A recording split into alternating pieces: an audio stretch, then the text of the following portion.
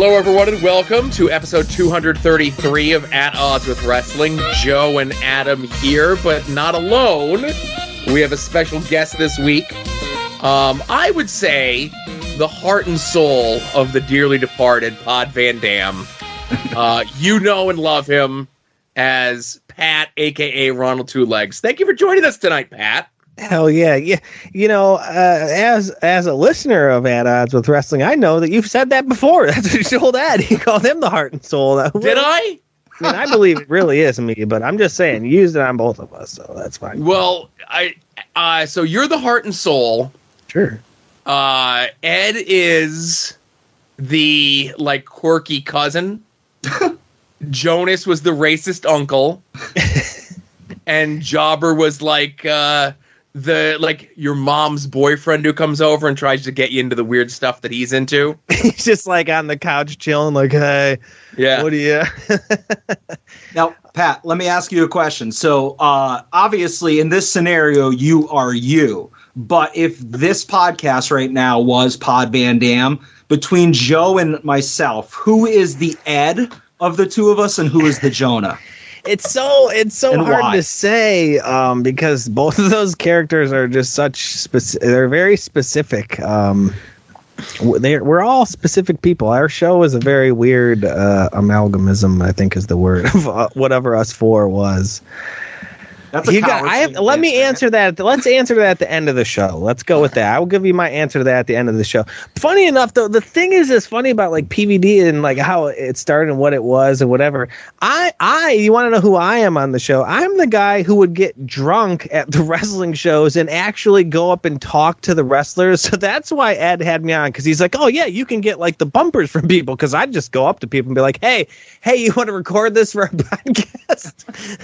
I remember you doing that at the first LVAC show where we met. You were getting people to record stuff. You were just sticking like your phone in front of people. Yeah, Ed doesn't like talking to people, and I will. So that was like really what it really like started as. So yeah, that's funny. And now you're part of AIW. Yeah, Adam sent me a screenshot of a tweet that he put out, and I swear you're gonna get me more heat on me because I'm already the fucking company man. My friends already bust my balls about how I'm this company AIW man now. Now you put that shit out, like it sounds like I was like, yeah, tell him I work for AIW. Well, listen, unless you're doing it for free, you work for AIW, right? Oh, I am not doing it for free, brother. That's for fucking sure. I'm going to do a Photoshop once this goes live of you. You know, a typical Ronald Two Legs photo where you got like a drink in front of your face, but you're going to have an AIW hat, an AIW banner, an AIW t-shirt. You're going to be all decked out. Yeah, I do. I cover my face for photos. I'm not. Speaking of which, I'm not an attractive man. Part of the reason you had me on this podcast, I said, you fire it up. Fire up that sound bit, then all heat, no heat. Fire it up. Let's go. Already? All right, let's go.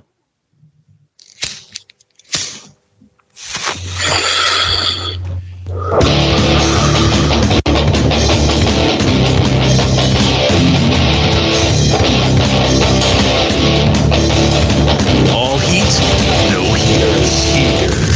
That's right. I'm not ripping no heaters because I don't smoke cigs, but I listened to this podcast, and guess what? You guys fucked up because I went back and listened to a bunch of the old podcasts. And you know how many times on this fucking podcast I hear the fucking phrase, and I know I'm swearing a lot. Me and my kid can't listen to this. I was going to say, you're swearing more than Adam and I combined. I'm all heated up right now. Like I said, 316, and maybe I had a couple Steve Weisers. But you know how many times the phrase is said on this podcast? Oh, they don't listen. And then you guys just speak freely. Well, guess who listened to all the podcasts? You listen to every single episode? No, definitely not every single one. All but right. You know what? A bunch of them. And it is said frequently on this show. And just opinions reign. But you know what? I'll tell you. You guys said that Ed is the most attractive member of P. That's the first one I'm walking back. Ed is the most attractive. Wrong. Have you ever even seen TSJ? He's a goddamn dreamboat. But yeah, that's what made me think of this. I cover my face. I'm hideous. It definitely is not me. Ed is definitely more attractive than me. I'm hideous. But Right. TSJ, Jonah, those are attractive dudes. Sorry, Ed. Now, so listen, I know for sure Jonah don't listen to no goddamn podcast. Oh, yeah, we can say whatever we want about him. He's never listening to this. If you held a gun to Jonah's head and asked him to say what the name of this podcast was, he'd have a bullet inside of his head. You know what I mean?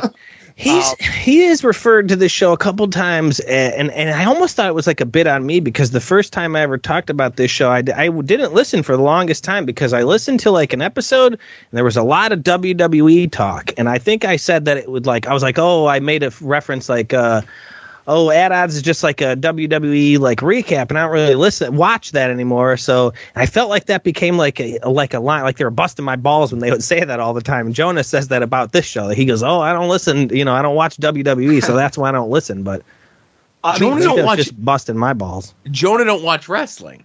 Yeah, and I was going to say he observes wrestling from afar. Let's call it. In our defense, the first 100 or so episodes, I made them unlistenable. So if you tried checking in earlier, those were a rough listen. But I just remember the first time I ever tried, it was I want to say it. You guys just kind of recapped a Raw, and maybe it was, and I know it wasn't this day in wrestling history because it would have been older shit. But I want to say it was just current Raw. Maybe somehow I don't know, for whatever I took with me was when you were talking about the last 7 days, when you say the week of wrestling, maybe that was it, but I don't know. I just don't remember, but yeah, I'm back on now, full-fledged member, so, The show has gone through a lot of, growing and figuring out what it is before we got into the groove of things, like I've been doing my comic book podcast now for like 11 years, and it was constantly changing and growing until it like fell into the slot that it is now, like maybe like 4 years ago, So podcasts change and grow, and we figure out what's working and what's not working. And yeah, I mean, you look at PVD, we had how many? Ed decided somewhere early on about these seasons or whatever. He had these weird seasons, and no one knew. Especially Jonah came on after a while, and him and I both had no idea how Ed would determine these seasons. He had a reason. I forget what it was, like the first day of June and something else or something like that. I remember, but we changed a few times. Remember we used to interview people and shit. And, yeah, those were good. Those were good times. I remember your favorite interview was that Ring of Honor guy, right? Rhett?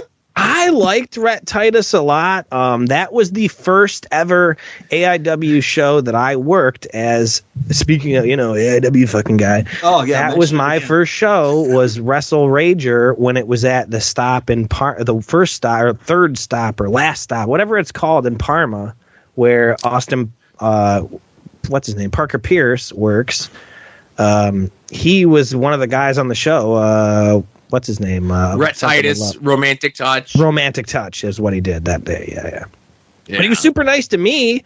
I liked him. And I thought the interview kind of went fine. And then afterwards, everyone just was roasting and saying how fucking bad they hated that guy. And I was like, well, I mean, I guess he sucked. I think, because so many other people have come on and they do the things, and they either know the bit of the show and they play along. Yeah. Or they come on and they just bury people, right? Well, that was what everyone wanted to hear because, we're no fucking Howard Sterns. We are not good at interviewing people. We had no business asking people questions. I used to ask people what they ordered from Taco Bell and shit every week. I was the worst. So you had to kind of know that we were just there to talk shit and be funny, which if you get it, then you can. There was a lot of good ones, I think. But if you didn't get the bit of it, you thought it was like a straight laced interview, you were in for a fucking surprise. I like the interview stint, like the phase that you guys went through. I thought it was entertaining, and obviously Joe's been on the show. I was never on the show. I was never invited. So clearly you guys have something against me, but I think they were all good. You were there for several PVD moments, though, that were only observed by a few of us. Like some of the stuff that we did out at LVAC and the show when we all drank in that. Well, when me and Ed drank in that hotel room after the one LVAC show. And you've been there for a lot of memorable stuff, though, Adam. I was more in the live studio audience for that Pod Van Dam hotel room episode because somebody had the idea to have me and Ed share a microphone, and that just means Ed's going to have the microphone in his hand. You yelling into his hand. You've came to several AIW live shows though too. I remember you said what's it called? One of the venues was the only inside. What did you come to outside? Wrestle Rager at Class, I think which one did you come to outside show? Astabula, like the comic live thing podcasts. Yeah. Oh yeah. Right. Okay. Besides that place is cool. Just the Odeon. Okay.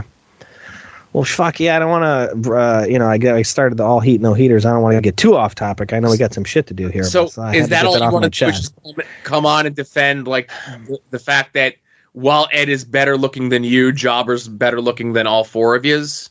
If I had to rank us, it would be TSJ, Jonah, Ed, me. Yes. I mean, there was more. There's been more. I should have wrote these down because I'll be like listening. I'll be like listening to the show, and then you'll hear the famous line. Well, they ain't listening to this. So and then you guys would just fire off with whatever bad thing you wanted to say about me. I should have wrote them down because there was many of them. But I don't think we said anything bad about you, but I think it was one of those things.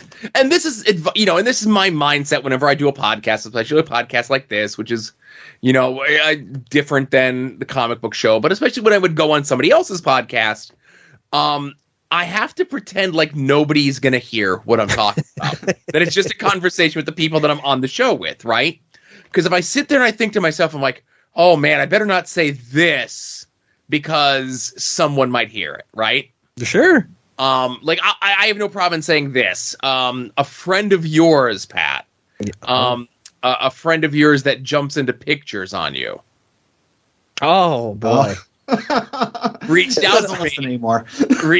reached out to me to let me know that per their podcast that they do, the Chikara close down angle is coming up on its 10 years anniversary this summer, which again, number one, made me feel about 1,000 years old. Oh geez, right. And number two, intimated that somebody had paid specifically for their podcast to cover that week. Oh, wow. I didn't get the official invite to be on, but like they kind of dropped the hints, So I'm thinking to myself, I'm like, if I go on, do I just talk about everything that happened? And I'm like, yeah, I do, Fuck yeah, you gotta. Yeah, I'm not going to hold anything back. It's been 10 years. Anybody who cares doesn't listen as far as so anybody who cares doesn't listen.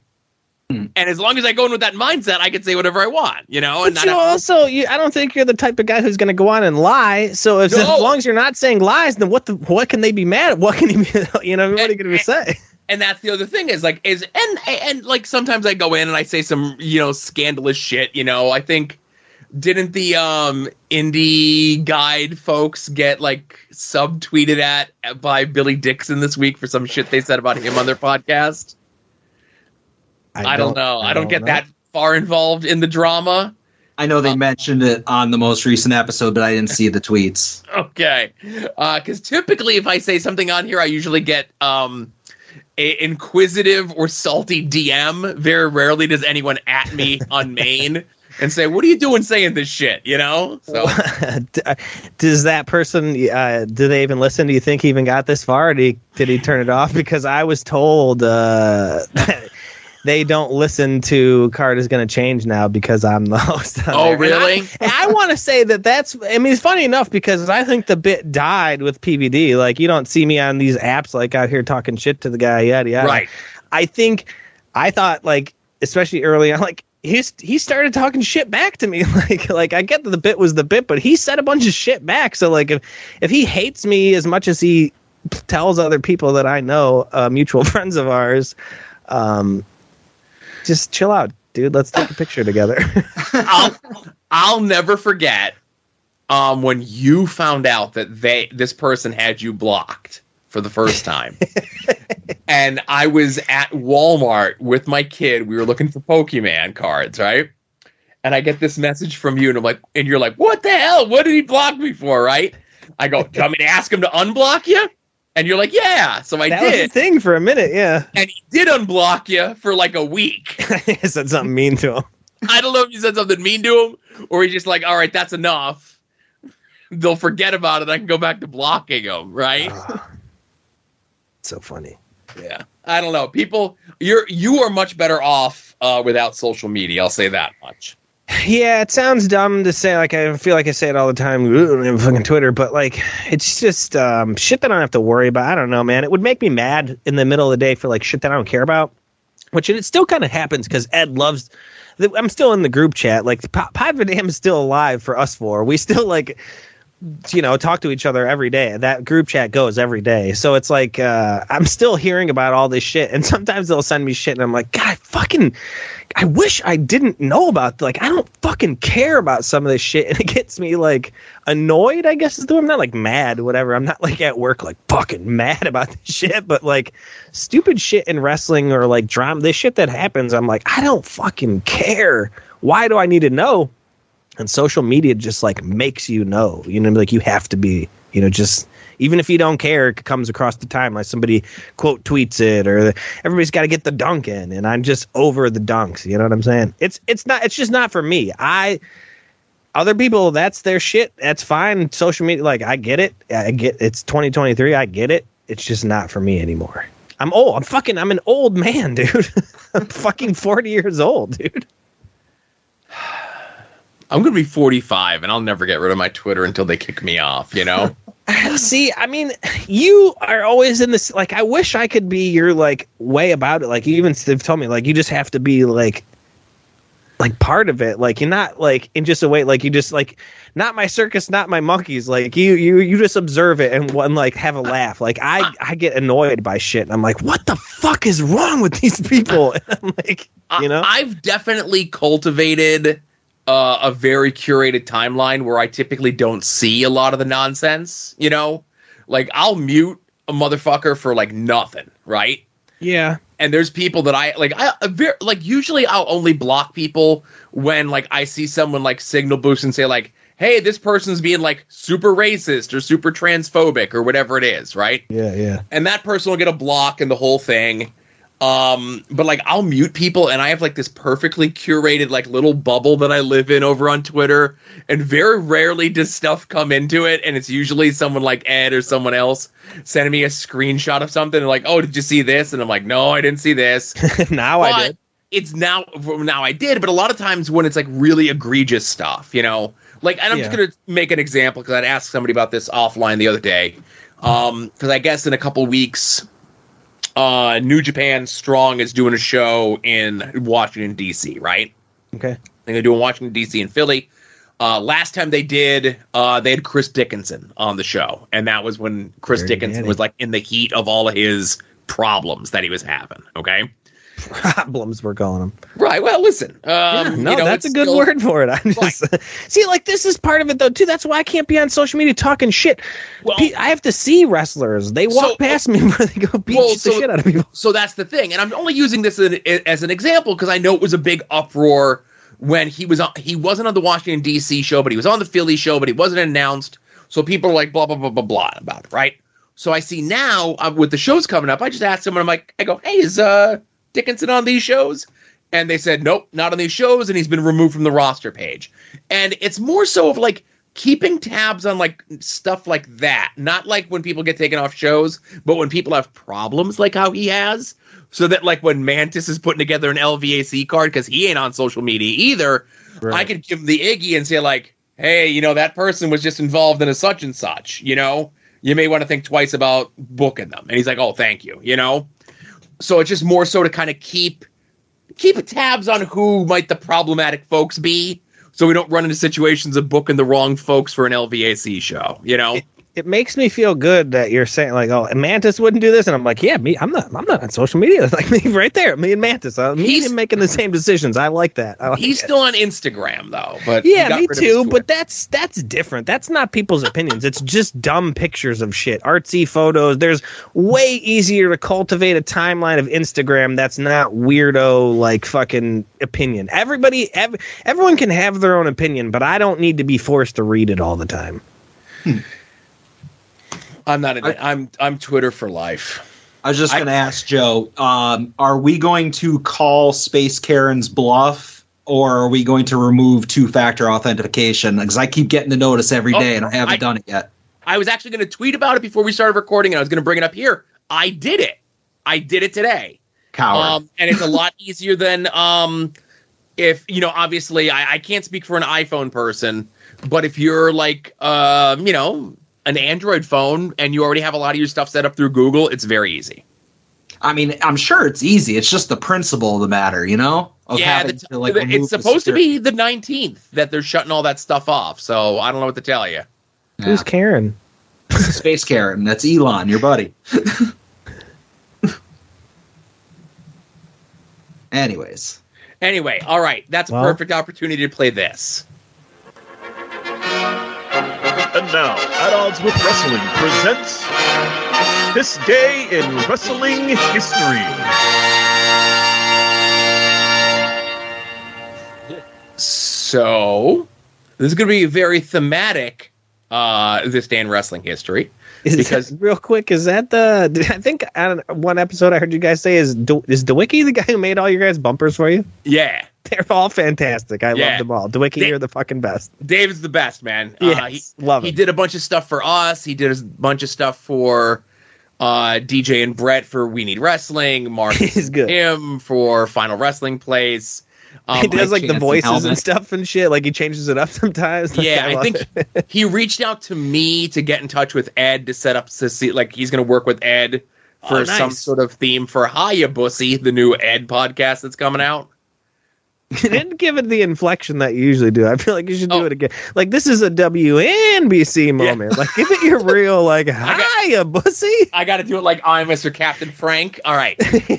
Let me hear you do it.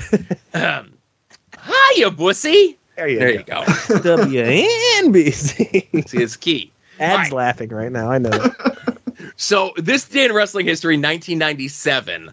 World Championship Wrestling held the uncensored pay-per-view from Charleston, South Carolina. Not many uncensored matches on the show. There's like a Buff Bagwell, Scotty Riggs strap match. Ooh. Harlem Heat, Public Enemy. Well, yeah, this was early Buff, like, heel turn NWO stuff, right? Yeah.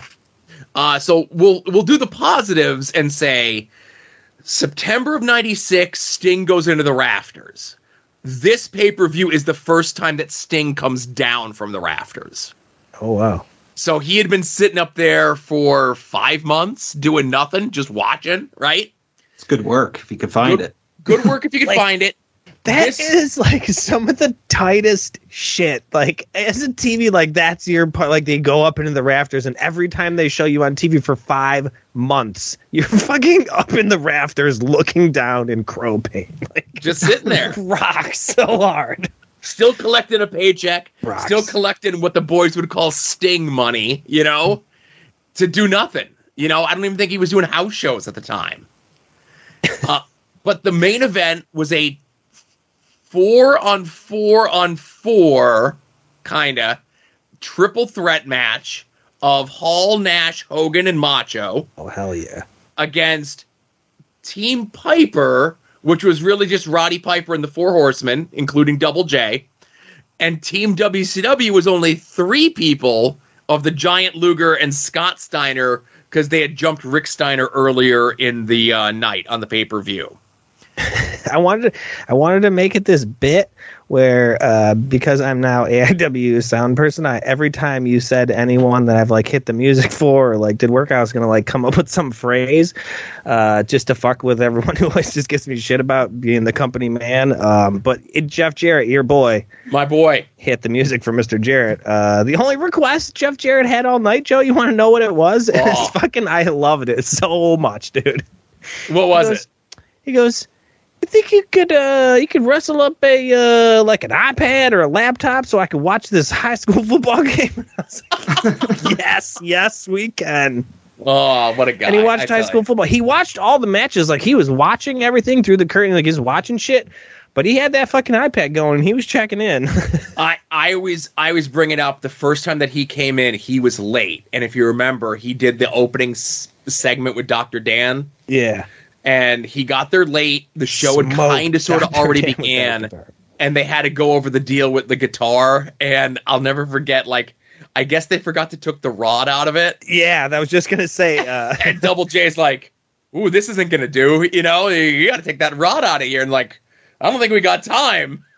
So he's like, don't worry, kid, you'll be fine out there. And like, he swings that guitar like Jeff Jarrett does, but he killed Dr. Dan. I felt so bad for Dr. Dan. Smoked Dr. Dan with that fucking guitar. And I remember that was like one of the first, like, that was like when I was still just a fan or whatever. And I remember afterwards, or like maybe it was intermission or something, Worldwide was like, he told us like, oh yeah, they didn't take because we were like, what the fuck? Like, he destroyed it. Like, what happened? He was like late, like, it just, he told us this, you know, he was late or whatever, and they couldn't take the thing out. And we were like, holy shit. Like, yeah, he fucking blew him up, dude. And that was one of those things. He got there late. The show had already started. Intermission, he does the meet and greet. And then as soon as the meet and greet was over, he was gone. Yeah. So I never got a chance to like get my mark picture with Double J on that show, you know? Yeah. And then I know over the summer when we were out for the Astor Bueller show, I was really pushing John. Because it was if you remember, that was SummerSlam weekend, right? Yeah. Everyone's rate that weekend was fucking through the roof. And Double J had just put out like feelers that he was looking to take indie bookings, right? Mm-hmm. And me and John were talking, and it's like, oh, he might be done with WWE, and we were kind of laughing about it. Like, if he's taking indie bookings, he's got to be done. And like, he was in the like, he's never done. Well, he was on SummerSlam. He was the referee for the tag title match, right? Right. And he's sending out feelers to do indie shots. And I said, John, if you bring Double J back, I go, you got to get a price on Jeff and Karen together, you know? And he did, and he sent Jeff the emails, and then it was like one of those things where it was like, we were there on a Saturday, he heard the email back from Jeff on Monday, and then Jeff's like, oh, got to check my schedule, be back to you, and then like 2 weeks later, he was on AEW, you know? So, another one of my favorite Jeff Jarrett stories that I would be remiss without telling on this show, because you're a big Double J guy, is that show with Dr. Dan. Do you remember when he came out and sang the song "Be My Baby Tonight"? Yes. Well, TSJ is a huge Double J man. He wore the Slapnut shirt to that show, but he was not satisfied with the crowd participation of that song and didn't feel that enough people were like singing it right and loud enough. So when Double J got to me and Brian, which was, do you recall any Mount Carmel shows with me and Brian sitting in front of you? Because that was some of my earlier AIW days, and I used to get fucking hammered and just say dumb shit. So I'm sure you're probably like, who is this fucking asshole in front of me? But he came over to Brian, and Brian basically grabbed the mic and just was singing the whole fucking song, and it was incredible. I have a video somewhere. I'll have to look back through my videos and send it to you, but it was great. Definitely. Brian got to sing almost the whole song with Double J. It was great. So jealous. All right. So also on this day in wrestling history, 1998 is usually when we do our Raw versus Nitro head-to-head, but for some reason, Raw was preemptive, and it's on Tuesday this week. So Nitro's got the whole night to themselves. And Dog Show was on, yeah. No, so it's weird because usually the Dog Show would be like Monday and Tuesday. It was just preempted for like some sort of like weird St. Patrick's Day thing. And they still taped Raw on Monday. They just didn't air it until Tuesday. And again, we don't go by tape date, we go by air date. So just Nitro. And again, no good matches on Nitro. It was another thing of like moments, right? The look of the show. They're at Club La Vila where WCW would close down. We talked before about Sting sitting up in the rafters. They do a bit where you might remember this when Sting rappels down from the helicopter into the ring. Oh. Yeah. Okay. But there's two memorable moments that we're going to play here on the show. And this is the first one. Someone that everybody on the show loves. No introduction is needed because, again, he is the 1998 Cannonball Champion of the world. Hey, before I get into this, some of you guys out there, make sure you're nice to the fat girls over spring break, all right? They need a little loving, too. So lit up.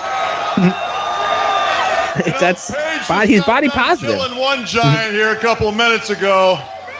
And last night, anybody that saw the pay-per-view, and there were millions, got a chance to see Look at Scott. I fucking love him. Sexy giant killer.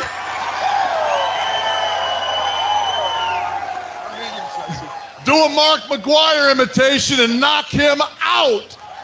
He knocked a man out. Scott doing the Frankenstein taunt for Giant always killed And me. you know the funny thing Shirts is, they're wearing are incredible. I know. I ain't seen the Giant all day, and I know he ain't got the guts to show up at spring break, because if he did, I'd give him the proverbial beating of his life. I dare you, Kev. Feeling pretty good, aren't they?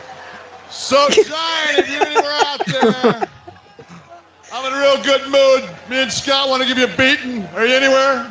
Giant? Hey, Giant. All right, so we get a cut here. The Giant's out to the ring. This is exactly what you knew. Guys, you knew they didn't want any part of the Giant. Here he comes. Giant almost eats shit getting off the apron there. You know, Giant, you're lucky that I'm the 1998 Cannonball champion of spring break. Dude. There it is. The fucking ring in the pool. We got to do that. Thorn. I love it. You know what to do, Thorn. All right, The so that's barge in Lake one. Erie. And then here's the other one. Listen, man. Ladies and gentlemen, welcome to Monday Night Jericho. That was in the middle of a plug here. Pay no attention to the music. cares? Now let's get down. Let's go over the list of all the trophies I've accumulated over the last little while. We have Rey Mysterio Jr.'s knee. We have Air Quasi's mask. Hoovy should beat the We've shit got out the of him. I was going to Cruiserweight say, look how belt. pissed Hoovy And looks. now we've got Dean Malenko's dignity, because after he lost his match to me yesterday, he took his ball and he went home. And of course, there's my future, which is so bright, I got to wear shades. I am going to be Eric Taylor? known for No. generations to come, not as an icon, not as a legend, but as a legacy. Yeah, legacy. My mom is going to be so proud of me. And Malenko, I'm going to take your Texas Cloverleaf, rechristen it the Jericho Maple Leaf, and make it hold 1005 just for you. Thank you. I said this earlier today. There was nobody on the planet I thought was cooler than Chris Jericho. I was like, if I could grow up to be 1,000th as cool looking, as cool talking as Jericho, I was like, I would have been a happy boy. Oh, how the mighty have fallen. If you could do this as like a video podcast, you could have that audio, but then put a picture of the Painmaker over him saying how cool he thinks it is. Well, and again, it's crazy to think that like 25 years later, like Jericho's still like a major player in wrestling. And yeah, Adam is right, man. Like like WCW, we talk about it every week. Like WCW, like they got their good moments, they got some hot stuff, you know, whatever you want to say about the main event stuff, I never remember. But like this Jericho stuff, I remember like it happened yesterday. Dude, like that show, like specifically all the spring break shit. I didn't watch WCW. I was just a WWF guy. So a lot of all the WCW shit I see is just like after the fact now as like an adult, whatever. But like those spring break shows where the ring was in the pool and shit and all dude, that looks like if I could have been like a 25-year-old in that crowd, like drinking beers, like that would have been the fucking best. Those are probably some good shows if you were having some pops. WCW had some unique like atmospheres back in the day because they had the shows at the Sturgis Bike Weeks too. And those were like pretty interesting. You have all the people on their bikes revving the engines instead of clapping. I mean, say what you want, but that's a really unique visual and like audio thing. Dude, and WCW, I just saw this like recently on like I think it was Instagram or whatever, but people used to jump the guardrail at WCW like constantly. Every week people would be jumping in the fucking ring. Well, they you know, and they kind of instigated that a little bit, I'll say, because they would always do the thing where like, oh, somebody's dressed as Sting coming out of the crowd, or like people are throwing shit, or it's like this big giant fracas, and some drunk college kid would be like, now's my chance. Yeah. It happens. I saw like a compilation of all the times it happened. It was a lot. It's the best. Oh, they take shots, dude. They're fucking swinging for the fences, dude. Macho, there's a couple where Macho is just swinging for the fences. And that's the thing. So many times people would run in during those main event angles, and like, even like what we know now about Macho Man, like even at the time, he had a reputation for being just a lunatic. Like, I wouldn't be comfortable if he walked near me and there was a guardrail and security between me, you know? Just jumping in the ring to get your ass beat. It's crazy. Yeah. And my favorite, we talked about it before because it came up in like, our weeks talking about this on this day in wrestling history. It was a Dean Malenko Psychosis match, and a guy jumps into the ring, and like 98-pound referee Mark Curtis, Pat, you'd remember he was like the skinny referee with the mustache in WCW. Yeah, I was going to say, I know which clip you're talking about because I just recently saw these run-ins. So a fan tries to get into the ring, and Mark Curtis grabs the guy in a front face lock and just sits on him. Yeah. And then for the next like hour on the show, Bobby Heenan is still laughing about it. He's like, you jumped into the rail and you got beaten up by the smallest guy on our roster. And he goes, it happened on live TV. He goes, you're an idiot. And like Bobby Heenan was like, and I think it was before Bobby was really drinking on the air. But he loved it. And that's one of my favorites as well. Heenan was the fucking best. All right. So last but not least, I saved this for the end. It's all WCW. This day in wrestling history. This day in wrestling history in 1994, on a European tour in Munich, Germany, Cactus Jack and Big Van Vader had a match. Oh, shit. Cactus went to do his patented hangman spot in the ropes, and he lost his ear. Like, that's crazy to think about. That was, 29 years ago today. And what was the deal? The ropes were too tight, or they were made of the wrong material, or both? It was both. It was, because they were still, like WWF at this time was using like coated like ropes, like they had like a plastic coating on them. WCW had like almost like the steel cables that you would see more commonly in most other places. And then they go on tour and they're using not the WCW rings, and it was just something in between the ropes that WWF was using, the cables that WCW was using. The ropes were just wound a little bit too tight, and Mick went to go do it, and gone. And like that really changed his career for the better. Like WCW did nothing with it. I remember there was like a promo on WCW Saturday Night where they mentioned it briefly, but they never did any follow up on it.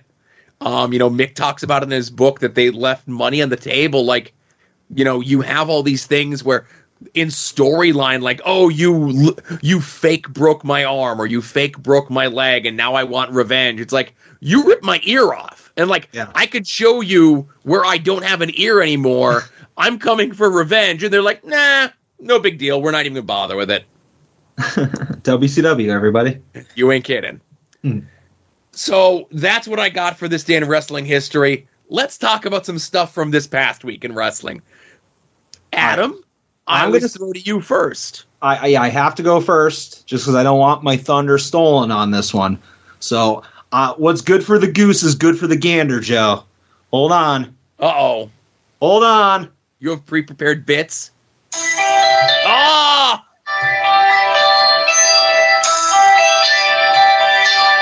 That's right. That's right. Oh, yeah. Even though, and I'm going to put it real close to the microphone so it drowns me out like when you play Jeff Jarrett. Hold on.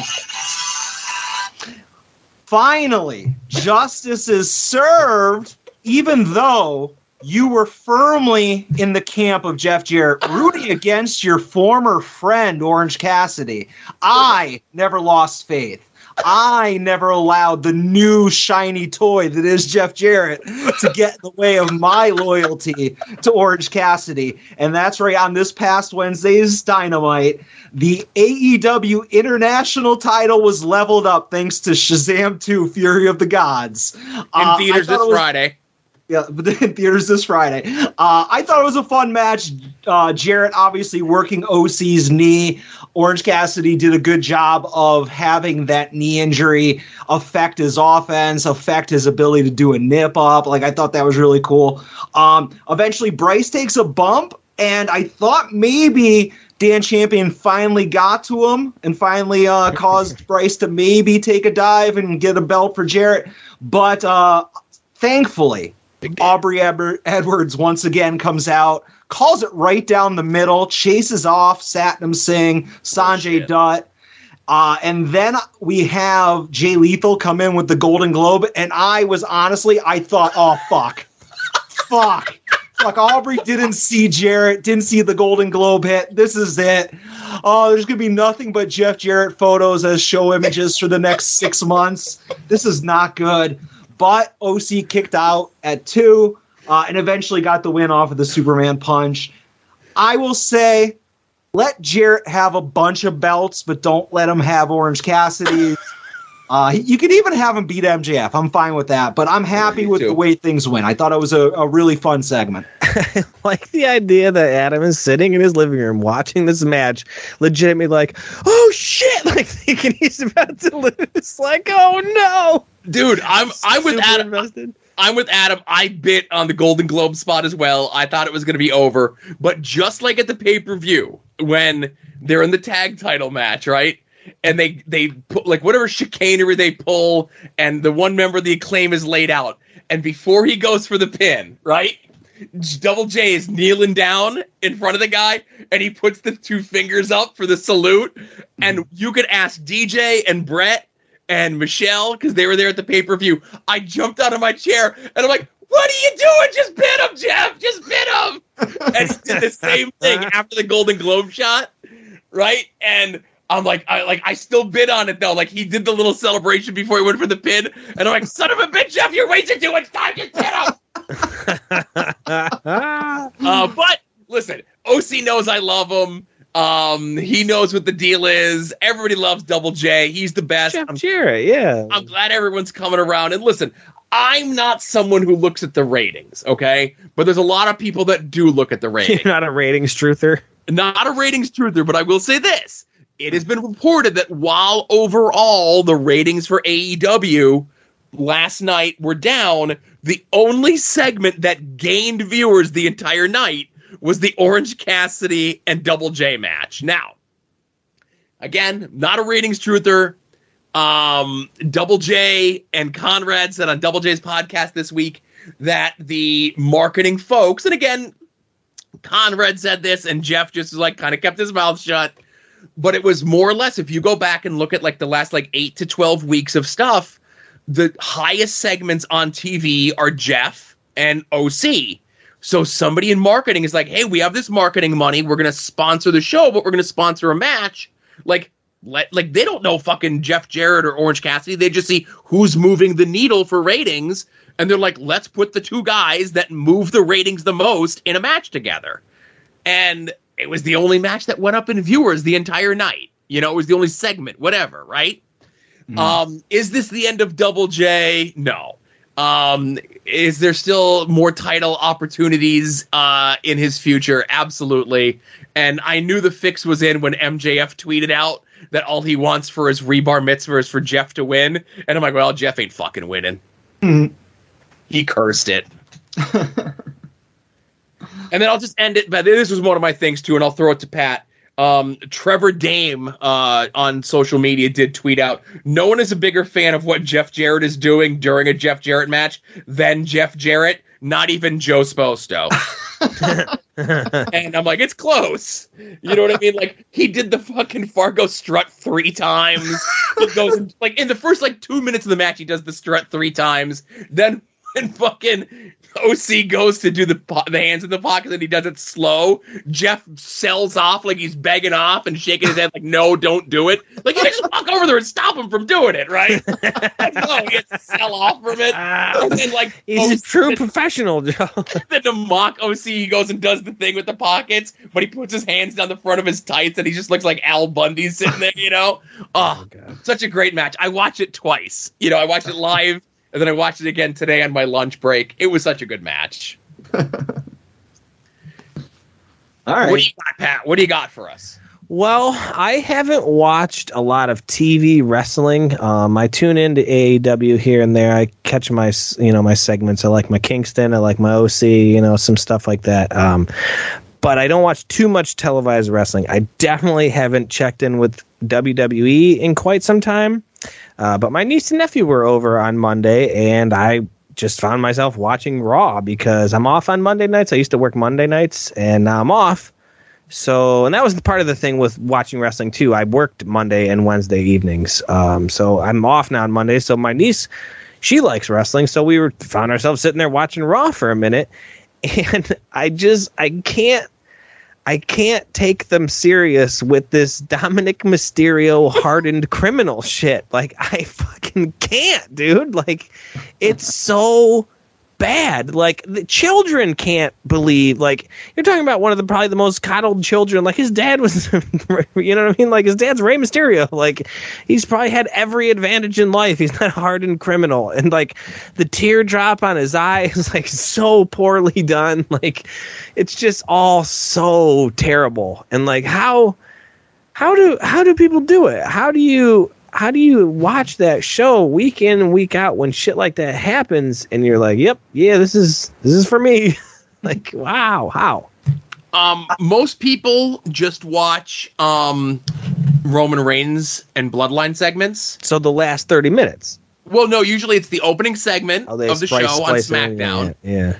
And then they'll watch like a Cody promo, and that's about it, you know? And they're like, oh man, WWE's like the best promotion in the world because of these like 30 minutes out of their 5 hours of TV a week, you know? I don't hate the Dominic Mysterio stuff. I know DJ and Brett had mentioned on We Need Wrestling that like it's all a goof, that like they're playing along with Dominic Mysterio. Like, it gets called out that he was only in like he was in a holding cell for like an hour. And yeah, like right. And Graves plays into it a little bit, but it's still, he's so fucking, sometimes oh man. If they're supposed to be like this evil, brooding, devilish group, then why are they fucking around and doing this? And my thought process is they're doing this to build up his confidence, to get him up to his level, and they're doing it to get inside the head of Rey Mysterio, to screw with Rey Mysterio. So they like when they call Rhea Ripley mommy or whatever. Like Corey Graves like exclaimed something about, he's like, oh no, mommy, or something like that. And my niece looked at me and she was like, why did he call her mommy? Because she hasn't been watching, like, you know, it's like she knows wrestling, but she didn't know, like, she's not following the storyline. She's only like 9, so she was like, wait a minute, like, what was that about? And I was like, no, like, I didn't know how to explain that to her. Like, I don't know, like, you know, he's like Latina, like, it's like a thing. I don't know. Now, I mentioned it on the show last week. I don't know if you guys saw this. I don't know if I'm going to play the whole thing. I might just zip to the end, but... Hello. My name is Mick Foley. I am seeking gainful employment as the newest member of Judgment Day. This is my video resume. I bring to the table 40 years of wrestling experience. I'm known as the King of the Death Match, a 3-time WWE champion, 2 terms top of the New York Times bestseller list. Most importantly, for the task at hand, like Dominic Mysterio, have done hard time. I know I may not seem like the perfect candidate. After all, I do not have the strength of a real Ripley, the coolness and abdominal development of Finn Balor, the leadership skills and mysterious aura of Damian Priest, or the athleticism of Dominic Mysterio. Now, I'm not going to play the whole video, but as you see there's more and more tears coming up on his face. Yeah. Now, you have to watch. So here's the end. One more thing. Visual. Have a nice day.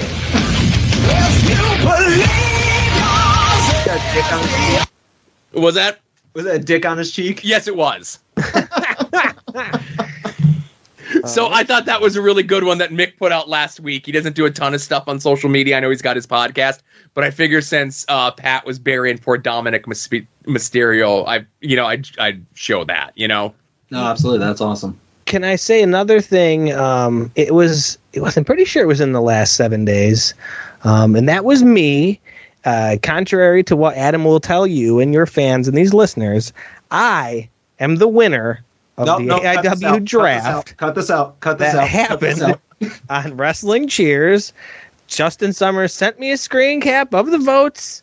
I was the winner. You can go ahead to go to the Bird app right now, punch it in there. Let's see the results. I am your draft match king, fucking whatever the word is. Look at that. I don't know. There you go. 47% of the vote. That's right. Adam, it looks like you were in last place. That's irrelevant. Adam told people to vote for me, so it's irrelevant that he was last. All that matters is that I won. Sorry, go ahead, Adam. I was just going to say I do not acknowledge the legitimacy of that vote. All of my burners voted for Pat when I thought he would be the underdog, and then I realized that everybody else was going to vote for Pat, and those that didn't voted for Stacy. The whole thing was fixed. Doesn't matter what happens in a poll. I still won. I am the draft show king. It's fixed because I win everything. I win every competition of draft competitions, all the competitions we had on PVD. I won them all. So I continued my winning ways on Wrestling Cheers. You guys want to do something? You want to draft something now? I'll fucking win that right now. Let's do it. Can we just agree that we're both undefeated on draft shows? I think that'd be a good compromise. Undefeated means you didn't lose and you just lost to me, so I can't agree with that statement. Again, I don't know what you're talking about. I won, so thank you. Thanks for losing. I think there is going to be a third one. I believe it's going to be me, Ed, and they're going to have a third. There's going to be a third show, and then the winner of that one would face me and Ed. Which, to be honest, if he doesn't do it, he's just leaving money on the table. I mean, it would be like the first ever PVD reunion. You know what I mean? Why wouldn't it? It's just like printing listeners.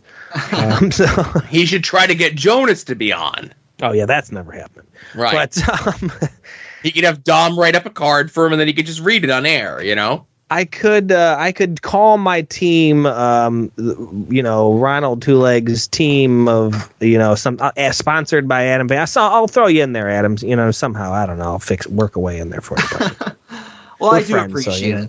I do appreciate you being gracious in your loss. But the one time that, Joe, you were the host of the Pod Van Dam Draft Show, Jonas basically reached out to me and was like, all right, give me a bunch of wrestlers that Joe will vote for and Joe will select. And that's why, basically his entire card was LVAC and Shakara people. Right. And he lost in that one, so it's almost like he lost to me twice. So that was just because Joe sniffed it out and didn't allow it to happen. He did. He knew exactly what was happening. As soon as I knew Jonas was going to be involved in the draft, I'm like, he ain't doing this himself. I was able to tell by the second person that he drafted. I'm like, oh, okay, he had Adam's help, But Pat, you had mentioned, obviously, how do people watch WWE and so forth? And listen, I'm getting off track. No, it's okay. So listen, I whatever your opinion of the bloodline stuff is. We talked about last week how people are like, oh, Roman and Jay should be up for Emmys for their portrayals on TV and wrestling characters and stuff. Emmys. And Cody comes out and cuts his impassioned promos that do absolutely nothing for me.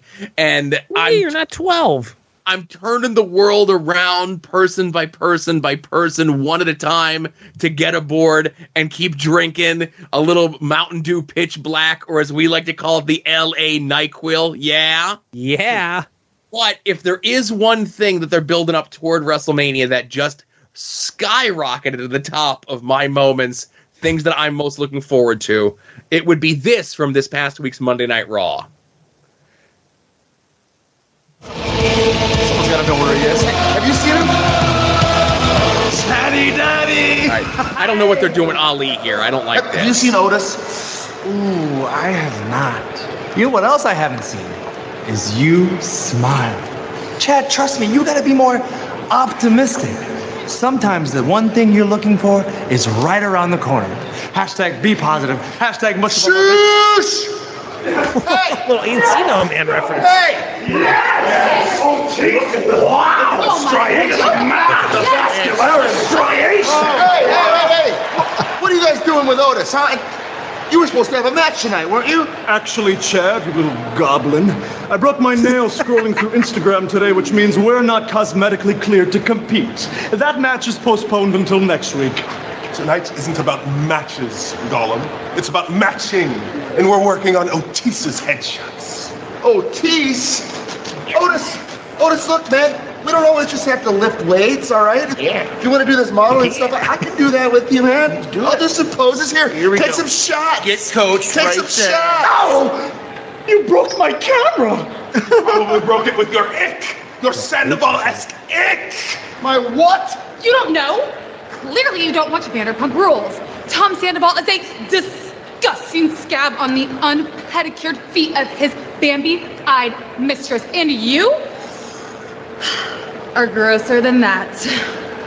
Come on, Otis. We have work to do. Otis, look, we missed our morning session, but I think we can cram an hour's worth of work in 20 minutes, okay? Let's go. 20 minutes? Yeah, Jim's this way. Let's Sorry, Coach. So, if this is what gets these guys a WrestleMania payday, then I'm all for it. This is this year's Edge versus Booker T WrestleMania match that was over the Japanese shampoo commercial that Booker T was up for, and they ended up giving it to Edge, and therefore they had to have a match at WrestleMania. Where dozens of people are not going to be on WrestleMania this year. The fact that Otis as a male model is going to be on WrestleMania makes me so happy, because one of my top favorite gimmicks in all of wrestling is the ugly or like disgusting beauty person, you know, like Dude Love's gimmick was that he was a chick magnet, but it was Mick Foley. Joel Gertner's thing was that he was the stud muffin, but he was like gross as hell. You know, anytime that you get someone who's, you know, repulsive by like wrestling standards and they have a gimmick of being super hot, it's right to the top of my list. I mean, first off, it's Otis. Otis, my apologies. And second off, calling someone a goblin is extremely underrated insult. That was incredible. But that's it. Like LA Knight, this stuff with Maximum Male Models. Yeah, I didn't see that on Raw. I had to watch that. If I saw that segment, I'd have kept watching. Yeah, and I need Maxine Dupree to have a match so that she can get consideration for the top 10, because I still have a vacancy. I don't think she ever wrestled a match. Like she might have done like house shows on NXT. Yeah. But then like they just immediately put her up on TV. I don't think you'll ever see her wrestle a match. And you know, if you're collecting a paycheck from Vince and you're not taking any bumps, like that's the way to go. Yeah. Well, maybe one day, but until then, she's not eligible, unfortunately. All right, it's back to me? Yes. All right, I'll just make this really quick. And just to continue the trend that I started from last week, I've got another confession to make. Just sing that in David Grohl's voice. I kind of, sort of liked the QTV segments on Dynamite. Like, I was very sports entertained, and I don't have any reason to justify it, but like I watched it and I had a little chuckle, and then I saw Twitter was like, oh, fuck everybody on this. They're killing Hobbs. QT's the worst. Fire them all. I thought it was fine. I enjoyed it. I don't want to see it like for 10 minutes every week, but I think like for a once in a while thing, it was entertaining, and I have no problem with it. And I'm proud to say that. Pat, did you see any of this? Do you know what this is about? No. So the only parts of AEW I saw was the OC Jeff Jarrett. That was the best part of the show. I could play the QTV segment, but I'm not. I know who QT Marshall is, and I'm not gonna lie, I'm not a fan. Yeah, it was basically just a parody of TMZ, like the TV you know show. What? We're gonna play it. All right. Guys, this is QTV, where we've promised to keep our journalistic integrity and only give the pure facts. No biased opinions to try to ruin people's careers, right? What do we got today? Well, guys, we all know that Wardlow's had a really, really tough week, you know. All right, I figured out why I like it. Sold all of his belongings, and nobody knows who did it. What the fuck was that?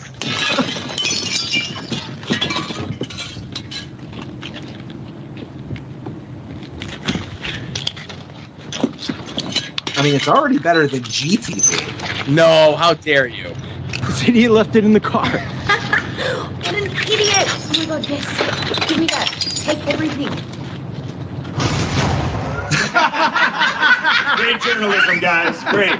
But realistically, he shouldn't be so surprised. I mean, last year... Holy shit, was that RJ City in the background? Yeah, that's RJ in the background. Oh, and with that haircut, he'd make a great Spike TV champ. Wait. Ruthless aggression. He does a pretty good impression of that guy. But seriously, guys, seriously. What is next for Wardlow? I know. whatever's next for Batista, just not as good. Nothing's next for Wardlow because the idiot left his passport in the car. We won't be needing this. What do you say, Hobbs? Wardlow, welcome to Will's world, bitch. Now, let me just ask: Do either of you guys have you ever watched the TMZ TV show? Yes, I have. I'm aware of it, but I've never actually watched it. My mom watches it, so like if I go over the house, it'll be on, and like it's spot on, and like how they all just like suck up to the head guy and like laugh at everything he says. And, like I think it's fine. I don't know why you guys are so negative. My thing That was pretty good. No, I'm not gonna lie. That was kind of funny. I'm not a QT guy. That was funny. My thing about it is that it's like is TMZ even culturally relevant in 2023? I don't know. That makes perfect sense. Wrestling's like 5 years behind everything, so of course it makes sense that they're doing a TMZ reference. I think TMZ's like 10 years kind of like out of the cycle of things. Wrestling is like Canada. Like, you know how the 80s didn't get to Canada until the 2000s? Yeah. I didn't hate it as strongly as a lot of other people did. I just felt as though like usually AEW tries a little bit harder to be a little bit more current with stuff, you know, a little bit, right? Like I know a lot of it, they come from their corporate synergy and whatever. I feel as though this might be a step backwards for Hobbs, but if it gets him on TV every week, I guess I can't complain all that much. But I just feel as though it's, you know, AEW usually is a little bit more culturally relevant than, you know, TMZ parodies in 2023. Well, what if QTV changes every week and it's like concept? Like it's TMZ this week and next week it's The Soup, and next week after that it's Springer, and then next week after that it's something else, and it's just all over the place. Yeah, just go further back into the 90s with their parodies, sure. And it's like Donahue and Sally Jesse Raphael. Now, I guess the real rub of this is that it gives QT a reason to fuck with like people who claim to be wrestling journalists online, like your Brian Alvarez's and your Ryan Satins and your who's the one that they fuck with on the stink sheet, the hillbilly kid. What the hell is his name? Yeah, I can't remember. From Fightful. I can't even think. You're leaving somebody out here, wrestling journal. Oh, who am I leaving out? I don't know. I thought you were gonna say. Okay, so of all the people that QT now fucks with through this account, he won't fuck with Dave Meltzer through the account. Oh, now that might be because Dave got hacked this week. Wrestling journalist David Bixen's band? Oh no, I don't know about that. I think David would be in on the joke. You know, he's the most famous one. What do you mean? Who's that? Not Brian. Why are you laughing at him? I'm trying to think of the guy's name from Fightful. I'm drawing a blank here. I feel so stupid. Everybody's yelling at me. Sean Ross Sapp? Sean Ross Sapp. There you go. Oh, okay. So it's a reason for them. It's a reason for QT to fuck with them online about like how him as part of QTV is a real journalist, and that's like kind of like the meta reason that they're doing it. I don't know. If I'm Tony Khan, I would have a list of certain social media accounts that if anybody on my roster interacted with them, they'd be fined. But that's just me. Like positive, if you interact with them positively or negatively, you're fine. I don't care. Don't even interact with these people. Hayabusa Pod would probably be one of them.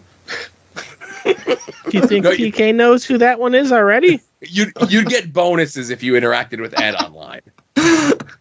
You see Ed like yelling at Amazon that he didn't get his Twice album yet, and Amazon responded to him like it was a legitimate concern. No, you didn't see that? It had to be from the Hayabusa account. Yeah, it was on a Hayabusa, like because he got the Pod Van Dam account suspended again. I was just gonna say, you guys said on the show last week or 2 weeks ago, whatever, that Ed has like multiple accounts now, so he's just jumping back and forth from this one and the PVD account, just harassing people just nonstop. Yeah, he said that the Hayabusa was going to be his nice, like his like that's his non-fiend account. Like his fiend account is the Pod Van Dam one, but like he's going to be a good guy on the regular one. He's a tortured soul, man. I drove past him today. I drove past his not to dox him, but I went past his house today. I feel like you're close on here because it was like maybe yesterday afternoon. Okay. Yesterday afternoon, and you've been scrolling for that long? Are you kidding me? He tweets a lot. Tweets a lot. That was like, holy shit. So while I'm looking for this, does anyone else have anything else from this last week in wrestling? I do not. That's it for me. Just my win over Adam and the Dominic Mysterio stuff. We're gonna cut all that out, but just like we'll leave the Dom stuff in. But Joe, just search. Oh, there it is. Okay, yeah, right. This is a funny thread. So Ed tweets, "Where the fuck is my Twice album?" And then Amazon Help, and he tags Amazon in it, right? Amazon Help replies, "We have missed the delivery date. Given in your order confirmation email here." And again, that's not really real English. Well, no, it says, "Have we missed the delivery?" Oh, have we missed the delivery date? Okay, and then he says, no, it says till the 30th. I'm just impatient. Everyone is getting their photo cards and putting them on Twitter, and I'm just jealous. Now, bear in mind, they've already replied once. Ed is saying no. The thing doesn't come out for another 2 weeks. Yet the Amazon Help account replies 2 more times. Sharon is what it's showing. Sharon. The person's name is. Do you think Sharon has any idea what a twice is? No. Thanks for the update. If you need further assistance, please let us know. Thanks for the update. Yes. And then he replies, "Do you think I'll get another Daehun folded poster in mine?" And they say, "We don't have that information." Keep going. Hope this helps. And then they give up when he asks them what their favorite Twice song is. I really am. I'm disappointed in Sharon in not replying like once or just a number in general, just to fuck with Ed. Like the fact, like I get that they played along, but if they had just taken the time to Google like who Twice was and respond with anything, Ed's mind would have been blown. Okay. So I have to bring this up, and I know, Pat, you're not on social media, and this is an Ed show, and whatever. The show is whatever it is, right? So this is my most favorite recent Ed interaction. So there's an account that is a guy who runs a bunch of McDonald's. He's an anonymous, but he kind of he kind of shits on some of the other fast food restaurants. It's a very interesting follow, right? And about a month and a half ago, he says, "Hey, what's some random McDonald's questions that you've always wanted to ask?" And people were asking stuff, I ask stuff. So Ed replies to the guy, "Why won't they let me do ketamine in the restrooms anymore?" To which leads me to believe that there was a time where they did let Ed do ketamine in there, and they stopped him from doing so. He's a fucking poser. He has never done K. He's never been in a K hole. He's never done ketamine once. He's a fucking poser. This is drug pose, dude. He's a pose dog. I can't have this pose dogging. So the guy replies, "Because you can't do this anywhere else. Why would anyone want you to do this in a bathroom? And for what it's worth, I 100% prosecute anyone with drugs on my property. We are a family business with kids. A person has to be severely messed up to want to do drugs around a child. It's sick." To which Ed replies, "Okay, calm down, narc." Great response, but the guy did like Ed's response, so he kind of got the bit, He did say, though, the guy said, "Why would anyone want to do that in a bathroom?" And to be fair, almost everyone who does ketamine does it in the bathroom. Yeah, that's true. McFranchisee. But that was my favorite Ed. That's what you're missing on Twitter, Pat. Yeah, I wouldn't say I'm missing it, Joe. To quote a little Office Space for you, to get real old on you. Let's get into some voicemails, huh? Oh, please. All right, first up, we have Stefani. Hey, boys. It is the girl from the Bog Pack and the Hog, the Transfem Trash Fire herself, Sea Hag Stefani, calling back yet again. So I didn't really watch any wrestling this week. I watched some Space Ghost, though, so that was fun. And yeah, it kind of ties back to my call last week. And first off, I really don't care about Ed, quote-unquote, stealing that idea from me. That would make me a hypocrite in the first place because I've stolen so much shit from him. Like I probably say doing a insert whatever thing on a daily basis because of that bastard. So that was just me being a silly little girl, doing a silly little bit, and anything else I may have alluded to as well. Unfortunately, since Ed's a good Christian boy, I'm unable to corrupt. But I feel like there's enough overlap between our sense of humors and taste that y'all probably enjoyed some Space Ghosts back in the day as well. So I'm curious, like, what is your favorite guest or episode or moment? Personally, I really like the episode that Space Ghost wrote, that where he fires Zorak and his band and sends them to prison and tells Moltar to replace them with the Beatles, which of course he can't get the fucking Beatles, so he gets the band Pavement instead. And yeah, I don't know, that's a funny episode. Also, you know, honorable mention to the one with the Macho Man where he plays Space Ghost Grandpa. That's good shit. But yeah, I'm just curious, what are some of your favorite Space Ghost moments? And I'll take my answer on the podcast where I am legally mandated to take it. And yeah, love you boys. Later. Before we get into answering that, Pat, like, I am guilty of doing a lot of Pod Van Dam isms in my daily dialogue. Like, do you find that is something that, like, a lot of people that you hang out with or that you know listen to the show do, like, say, like, doing a journalism, doing a murder, you know, something like that? Or is that just me and Joe being losers? No, that's one that people do a lot of, but like there's been a bunch of stuff. Ronald's place, do you call it McDonald's or do you call it Ronald's? See, I don't go to McDonald's, so I'm a bad example, but I like that Ronald's place. I do say Ronald's place. There's a lot, like fart ropes. White guys with dreads don't have dreads, they have fart ropes. There's a bunch of things that we've said on that show. Greasy. That was yeah, Greasy is definitely like that has escaped Pod Van Dam. I think that's more of a at odds phrase now. Like, we've completely taken ownership of it. You're welcome. Yes. The League of Grease and so forth. Yes. Council of Grease. I was just going to say, I started Grease, and I can't believe I wasn't incorporated in the Council of Grease, and that's my fucking catchphrase. You don't want to be in the Council of Grease. No. I'm a good if you remember PVD, I'm the wholesome one on the Grease. Yeah, that's true. That's why I never figured to include you in any of the meetings. And here's the thing about the Council of Grease: no two people know who is in the council because I keep it separated. You know, fair. So it's like if I have to contact one person with some information, I do it separately. Deniability. Exactly. There's a lot of people in the council who don't know who their co-members are. But I digress. Space Ghost, never seen a second of it. So really? I have to absolve. Yeah, I turned it on like once or twice in its like peak to see what it was about, and I just couldn't get into it. But I don't remember anything about anything. My answer is all things Brack. I love Brack a lot, so anything that involved him, I'm fine with.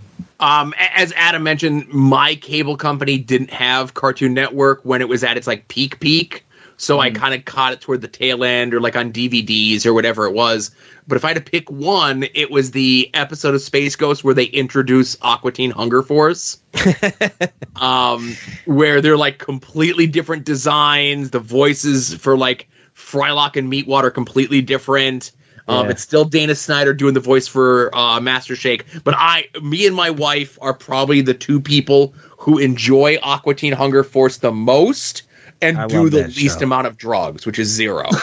Yeah, right. That's good for that. That's one of my favorite shows of all time. Carl Bertananalewski is like one of the greatest characters of all time. Now, there's a lot of Carl things that I say in my real life every day. Hey, you're a rock star. None of this matters. Ignignot and the Moonanites are incredible. Yeah. I've never seen Aqua Teen either. I would recommend it to you, but there's no way that it would permeate your life. Happy Time Harry, when David Cross's Happy Time Harry commence jiggling, and he gets the other doll to kill himself. Like, it's there's so many fucking good episodes of that show. Hand Banana. Oh, you. I'm over here doing MCP the Homer music. The character MCP Pants stayed at my parents' house one time. What? Yeah, he went on tour. MC Chris went on tour with the band Piebald, and I know Piebald. Okay, family friends of mine. I've known those guys for a long time, And whenever they would come to Cleveland, they would stay at my parents' like house, like the childhood house where I grew up in. Like even when I didn't live there anymore, like they would come to town, they would just go stay at my parents' house, and because they knew like my parents and shit. And one time they were on tour with MC Chris, and he came over to my parent. He stayed at my parents' house too, and we sat around a campfire in my parents' backyard. And he rapped over Travis Chattel of Piebald playing guitar. And it was... All right. All right. Come on. All right. Next call. Thank you for the call, Stefani. No, absolutely. Hello, gentlemen. Kevin here. Hello, gentlemen, and special mystery guest for this episode. Hey. So today's 3/16 day. I'm sure you all celebrated with your family and everything. Yeah. But that means tomorrow is St. Patrick's Day.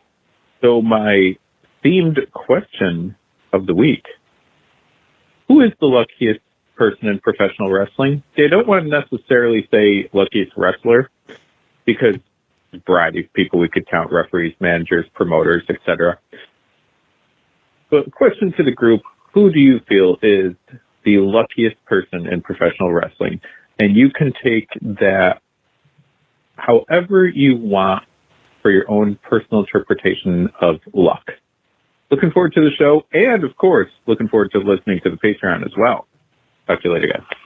Love the cheap plug. I'll be very quick. If we're talking about a while ago, around year 2000, I'll say David Flair. And if we're talking about current, I'll say Sammy Guevara.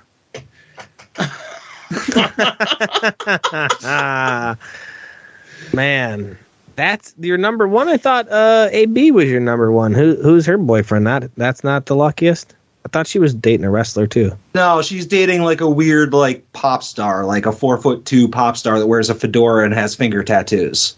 Oh, that's cool. Ryan Cabrera. I don't know. There what you he go. does. Yeah. I was keeping it with wrestling, but Mr. Fair Two enough. Minutes. Man, luckiest guy in wrestling. Disco? He got to keep his job being a no-talent piece of shit for how many years? Right.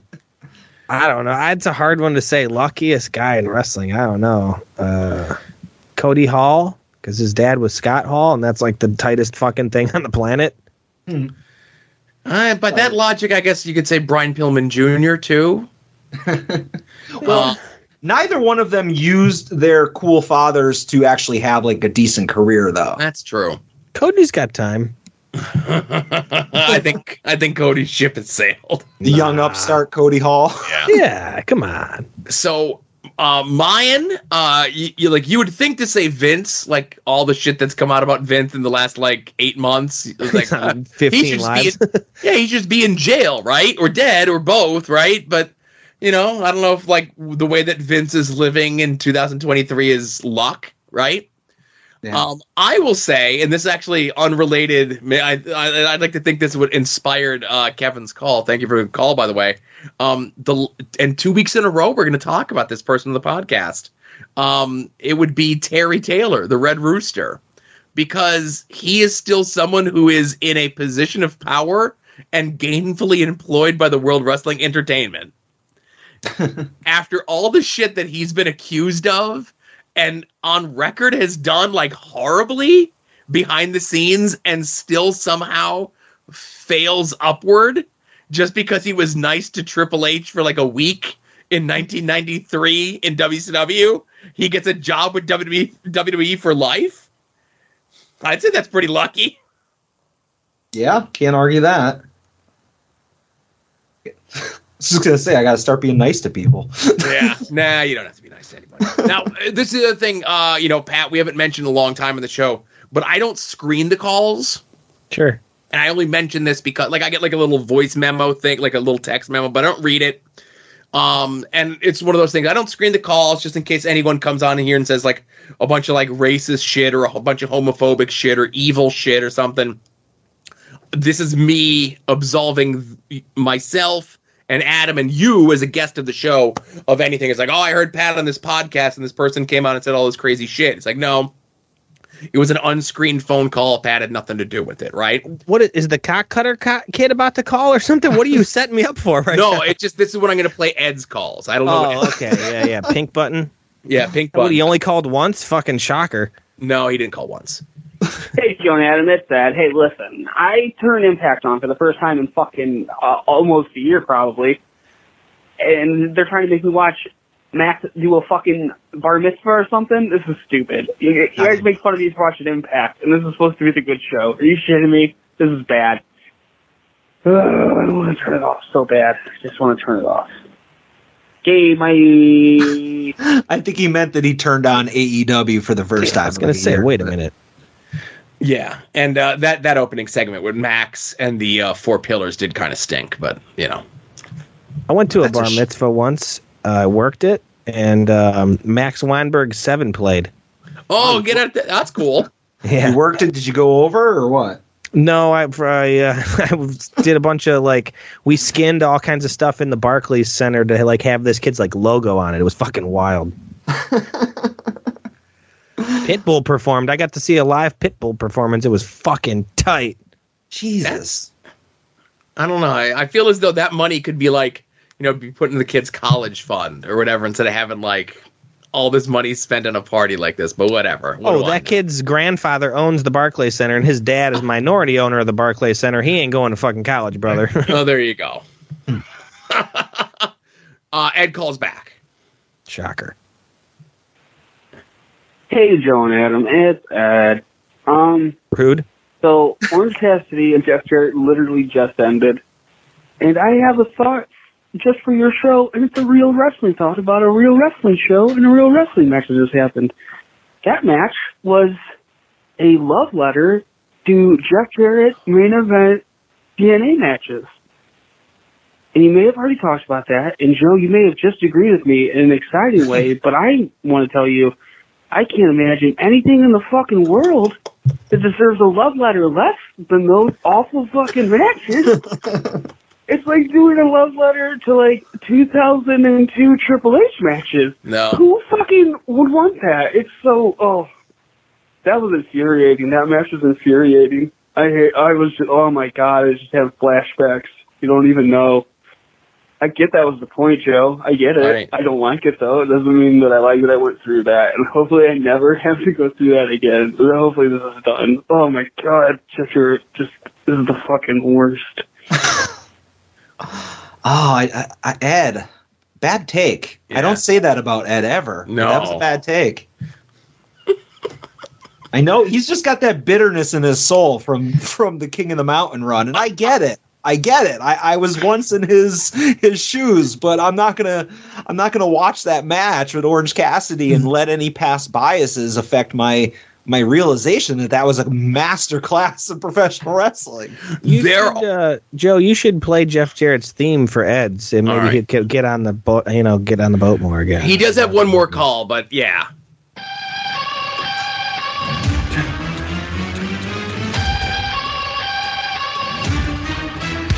It's not blasting those speakers. I love it.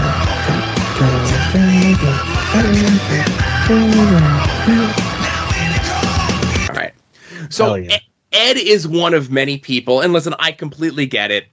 Because I think it was summer of 2005 where Monty Brown was this super over babyface, and it looked like he was going to be the one to beat Jeff for the title. And not only does he not beat Jeff for the title, the next pay-per-view they turn Monty Brown heel, and then he's Jeff Jarrett's henchman.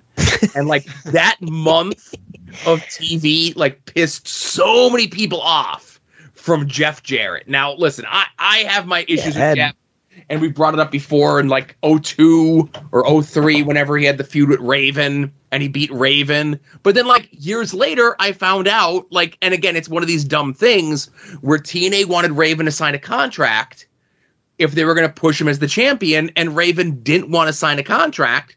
So they're well, if you're not going to sign a contract, we can't push you as the champion, right? Yeah. Whereas Jeff says at the time, while he did have say in the company, Dusty was booking, and Dusty didn't like Monty Brown. He didn't think Monty Brown was good. Prior to the Jeff Jarrett feud, I don't know if you remember Triton in TNA. No. No one remembers Triton.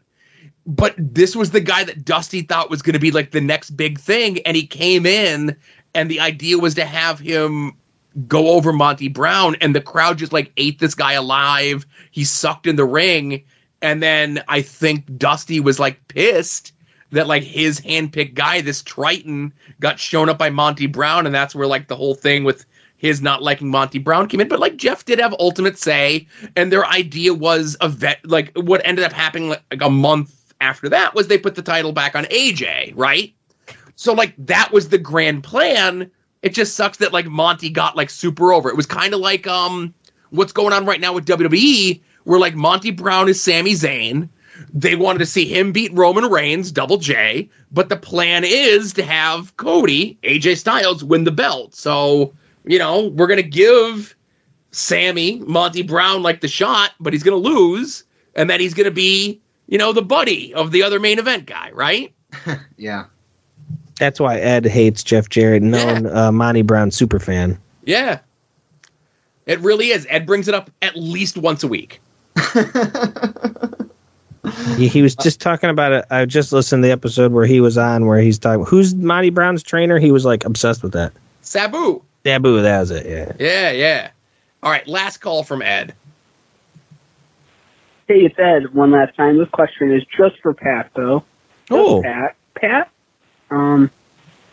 What Sanrio skate deck is your favorite Sanrio skate deck, and who do you like doing the show with better, me or Steve Guy? Hey, bye. This is like a time where I get to drop the classic at odds catchphrase. Well, they ain't ever going to listen to this, so I can go ahead and Steve Guy's never going to listen to this, so I can go ahead and say Ed. Now, there's definitely two different types of co-hosts, I would say. Steve Guy's not going to say the things that Ed says. Steve Guy, you know, he's just driving the ship of me and John Thorne just getting off topic. But the skateboard one, I think he just wants to talk about how Hang Yodan is like his new favorite guy. It's like the green, like sea monster looking dude. Oh, yeah. Yeah. I saw Ed tweet something about that out, and AIW's Swamp Man tweeted at him about it. So that he was related to that guy. He brought it up to me not too long ago in the PVD group chat, so I assume that's what he is like getting at. What did you say now? What? Swamp Man? Yeah, what's his name? The AIW wrestler? The Swamp Man, the Swamp Monster? Had the program with Hilljack? Yeah. He has a Twitter account. He has at least somebody's saying that it's him. No, I believe it's him. Okay. But I'm going to use this opportunity now, Pat, to follow up on my earlier question. Who is the Jonas and who is the Ed out of me and Joe? And why? I think that this is going to get me in so much trouble. But Joe, I think, is Jonas for the sheer fact that Jonah just kind of like steered the ship of the show. He like hit all the buttons, and we're leave racism aside. Joe isn't like Jonah in that way in any way, shape, or form. Political platforms negated on this stance, but you know, and that kind of stuff. Joe's back there hitting buttons. I can see his screen. He's like scrolling around, doing all kinds of shit at once. And Joe, you say mean things about people like Ed does. You mean me, right? Or yeah, excuse me, Adam. Adam, you say mean things about people like Ed does. So yeah, that which I do too. I'm guilty of. That's part of why I couldn't do PVD anymore. I say mean things about people, and then God forbid I have to see him in the locker room. Now, I will say this. You know, I know the question wasn't for me, but I like the episodes of The Card is going to change better when it's just you and John, as opposed to you, John, and Steve Guy. Why? I think with you and John, it's more conversational. And it's like more of a free-flowing, like two guys just chatting. Whereas I feel as though like Steve is trying to like host the show, you know? I would say in Steve's defense that a lot of the shows he's done were like hard sells on shows, or they did have an agenda. So John will tell you, like, because he does this to me, he will say, like, for example, what I was going to say is the episodes of him and I, he was just like, we're just going to go on and talk about whatever. There's never really been an AIW card show that I did that he was like, okay, we got to do X, Y, and Z. it's usually just us like, we got to put something out. And I'm always like, hell yeah. Like, that's how I got the job. People are like, how'd you get the AEW job? Like, I had the equipment and told Thorne I was available. Yeah, that was pretty much it. That's how I got this podcasting gig. So I don't that's right. So hell yeah. I don't know if that's entirely true. Well, Todd said no, and I was around. I think what it was Todd had two friends that liked wrestling, and he's like, if they talk about wrestling with each other, maybe they'll stop trying to talk wrestling to me. And you can find out about that by listening to the Vintage at Odds Patreon show. Oh, that's right. And that's where this week's homework is going to be, where we're going to discuss the January 17th, 2000 episode of Nitro. The night after Sold Out, Chris Benoit just won the World Heavyweight Championship, and I'm sure that'll be a big talking point of the episode of Nitro that we'll be discussing over there. Absolutely. And obviously go to masslibrary.com and check out our friend Kevin's write-up about it. I'm glad that I publish my notes on Patreon, and I do my notes before I go to his write-up, because when things overlap, now there's proof that I did not copy him. But it is also time I'm going to announce what our homework is for next week on Patreon. And Joe, I feel like this was inevitable. What's that word I can't pronounce? Like film odor, ovure, film odoir, ovure. Yeah. I feel like we've been studying the film ovure of this famous thespian, and it's time for us to go into his masterpieces, like his peak work. And no, we're not going to watch the earlier movies in this series done by those hacks like John Cena. We are going to start with number 3, and we are going to watch Marine 3 Homefront, starring Mike Nabiz Mizanin. Jesus Christ. Hell yeah. Hometown boy. Absolutely. Representing Ronald Two Legs here. I like George. I'm not sure how I feel about Mike. Marine 3 Homefront. Let's see. I have to fucking pay for this shit again. God damn it. Oh, man. You know what? Gotta get some patrons. Get these, it's expensive work to do these show homeworks. It's not anywhere for free, man? That's crazy. Well, I have a friend I can ask. Hang on. Oh, it's Mr. T. Orens. I'm familiar with Mr. Hey, come on now. I thought you were going to say it was George. That George Mizanin. That would be fucking tight. And I say it every time that you assign one of these goddamn things. How are these WWE Films movies not on goddamn Peacock, right? Yeah, I mean, it makes no sense. You figure it would be. It's not like, there's a bidding war and they lost out to fucking Netflix or HBO Max. It's gotta be some sort of like publishing house, like parent company, just crossover where they don't do it. It's gotta be, because that is like, why wouldn't you just put that on there for content? Dude, look at that shit. Fucking what's his name? Jake Paul is just right up on there on that front homepage, huh? Well, that shows computer wallpaper that you saw. Yeah, definitely. Just saying, a wallpaper. Somebody's got him front and center on a wallpaper there. That was interesting. So Jake Paul or Logan, whichever the fuck one it is. My friend seems to be having some buffering issues, but I'll definitely check it out. I think we did okay with putting the homework this week in the Dropbox, and I think once I procure a copy of the Marine 3 Homefront, I'll be able to put that in the Dropbox for everyone else as well, Excellent. Yeah. Or we can just go to like your local Walmart's $2.99 dump bin of DVDs, and it'll probably be there as well. Yeah. So you could also help us out by signing up for IWTV, Jerry's Internet Wrestling Emporium. Use the promo code @odds if you're a new subscriber. It doesn't get you anything, but it lets Jerry know that you came to him from us. They still haven't put Jerry's picture up at the local bowling alley for bowling a 300 game the other week. That's so incredible. That kid's an unreal kid. He's like I love Jerry. 40-year-old man. But TeePublic sale is next week, so we'll kind of give that a little bit more of a push there. It is clearly labeled over at at oddswrestling.com. But you can make your eBay purchases through our affiliate link, and we get a little bit of a kickback. And when you click on links to various merchants on that site and make a purchase, this could result in the site earning a commission. Affiliate programs and affiliations include, but are not limited to, the eBay Partner Network. Yeah. I'm covering all my bases. Yeah, exactly. Got to make sure that is said exactly the way that people say it needs to be said. In a loud and clear voice into a microphone. Yes. What else do we got? And that's all the plugs we got too? There's some podcasts you should listen to. Yeah. In a loud and clear microphone. But those podcasts are Longbox Heroes After Dark, Final Wrestling Place, We Need Wrestling, Porch Talk, Viewer's Choice, Wrestling Cheers, Indie Wrestling Guide, Wings on Wings, If You Catch My Grift. Coming next month, Hayabusa, a wrestling adjacent podcast. Go check out Mr. Ronald Two Legs on The Card Is Going to Change. I expect an At Odds mention on the next recording.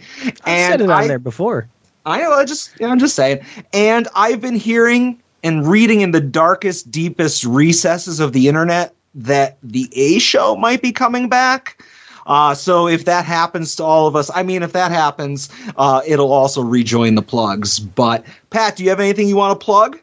You didn't plug remember when I had the feud from that kid from the Stink Sheet? What was I calling him? Kevin or Kyle or some shit? I know his name is Kurt, but I was always calling him by a different name to be a dickhead. I don't know if they're in the official plug segment, but we gave them a nice big push last week, and I'll give it to them again. They're kind of like the spiritual successor to what Pod Van Dam has left behind, Yeah. And even though this past week's episode was an all Oscar show. Well, the first 30 minutes was. There's a solid hour of non-Oscars after that. And Pat, this is entirely on me. This is not Joe's fault. I am very bitter. If a podcast doesn't plug us, I don't plug them. Oh, they plugged us. Not bad. Not recently. Maybe if you remember then, Adam, from when I used to say on PVD, then fuck Kurt. No, he's all right. I'm just kidding. But other than, obviously, The Card Is Going to Change, when's the next episode coming out? So, you know what? I should probably ask him because we got a show on the 24th, AIW 216 with Sean Waltman, Timothy Thatcher. We got a bunch of people coming in. So we'll probably do a pod for that one, I would have to think. Thorne's had a bunch of stuff going on, with his car shit and all kinds of stuff. There's been all kinds of shit going on. It's hard to, to get all three of us together. So sometimes it's like, I don't know. It's just been at the bottom of the list. We've been trying to be better about it. And then every time we say we're about to be better at it, we go on hiatus for 3 weeks. But there's just so much going on with the production stuff and shit like that it gets pushed to the bottom of the list. But we have been doing some pretty rad stuff with our Patreon as far as front row at the last Tadmore show. Everyone in the front row got a specific signed photo, a rare custom signed photo, a picture that I took actually at the last Odeon shows. Everyone from the final from the main event about before they went through the curtain. So it was a pretty cool picture, and they all signed it. So everyone in the front row got one of those. It's the only way you can get it was through that. So it's a pretty cool thing. They're going to be doing more stuff like that. So maybe we don't put out a podcast every week, but we are trying to kind of work on stuff to get you, the best experience you can. Please come out to our show on March 24th at the Temple Live. It's a brand new venue that we're running in Cleveland. We haven't been back in Cleveland proper for a little while.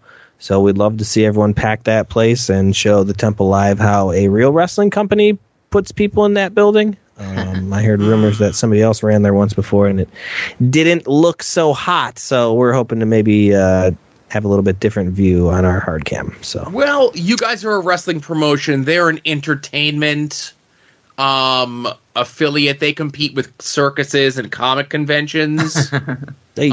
Isn't that the lie they tell themselves? I don't know. Or was that the previous regime that's now a backstage mentor at MLW? I I don't know. I don't even really want to give them any time or whatever. But everyone, please come out. Check out Sean Waltman's going to do a meet and greet. I mean, come on, it's X-Pac, dude. You gotta get out for that. Thatcher versus Dom. What the fuck? Thatcher dude? versus Dom. Awesome. JB versus Bronner versus some Jamoke. I was just gonna say, Adam, you're not gonna come out to see your guy take on those two powerhouse titans, Josh Bishop and Isaiah Broner, dude. I was originally supposed to be in the Goldstein car, but I think Josh lost my number, so I don't know what happened. Damn, well, Josh, get on that horn and get him in there, man. Adam wants to see his hero get murdered live. Did you see their Twitter interactions in regards to that, where Broski was like, "Oh, first time I get stiffed, I'm leaving the ring," and then JB replied, "He's like, you know what? I wouldn't even get on the plane." And it's funny because fucking on major podcast, Brian slays Broski every time that Broski, for as much as he complains about everybody else being stiff, Broski's the stiffest motherfucker around. Spoilers for the show this week. So they just came back from Australia, and they do a bit in the match as heels where like they accidentally like bump into each other and kiss, right? And Broski and Myers, right? And they do, when they did it in Australia, he goes, "We didn't just bump into each other and kiss." He goes, "Broski grabbed me by the head and pulled me in." Like, he stiffed him on a kiss.